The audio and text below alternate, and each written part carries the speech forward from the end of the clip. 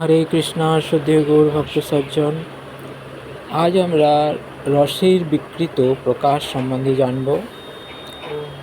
এক নির্বিশেষবাদী শ্রীকৃষ্ণকে দর্শন করে বলেন, কেউ যখন এই জড়জগতের সমস্ত দোষ থেকে মুক্ত হয়ে যান, তখন সমাধিস্থ অবস্থায় তিনি দিব্য আনন্দ অনুভব করেন।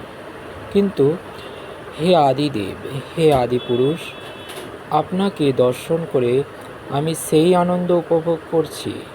এই রসাভাসের নাম শান্ত উপরস, কেননা তা নির্বিশেষবাদ এবং সবিশেষবাদ মিশ্রণের ফলে হয়েছে। আমি যেদিকে তাকাই সেখানেই কেবল আপনার স্বরূপ দর্শন করি। তাই আমি বুঝতে পারছি যে আপনি হচ্ছেন নির্বিকার ব্রহ্মজ্যোতি এবং সমস্ত কারণের পরম কারণ। এই প্রকট সৃষ্টিতে আপনি ছাড়া আর কিছুই নেই।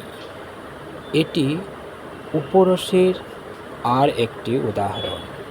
শ্রীকৃষ্ণের অন্তরঙ্গ সখা মধুমঙ্গল যখন কৌতুকপূর্ণ অঙ্গভঙ্গি করে কৃষ্ণের সামনে নাচছিলেন, তখন কেউই তার প্রতি কোনো রকম মনোযোগ দিচ্ছিল না। সে তখন ঠাট্টার ছলে বললেন, হে কৃষ্ণ, তুমি আমার প্রতি কৃপা পরবশ হও, আমি তোমার কৃপা ভিক্ষা করছি। এটি সক্ষরস এবং শান্ত রসজাত উপরসের একটি দৃষ্টান্ত। হরে কৃষ্ণ কৃষ্ণ কৃষ্ণ হরে হরে, হরে রাম রাম রাম হরে হরে। শিল প্রভুপাদ কি জয়। অনন্ত কোটি গৌর ভক্তবৃন্দ কি জয়। নিতাই গৌর প্রেমানন্দে হরি হরি বল।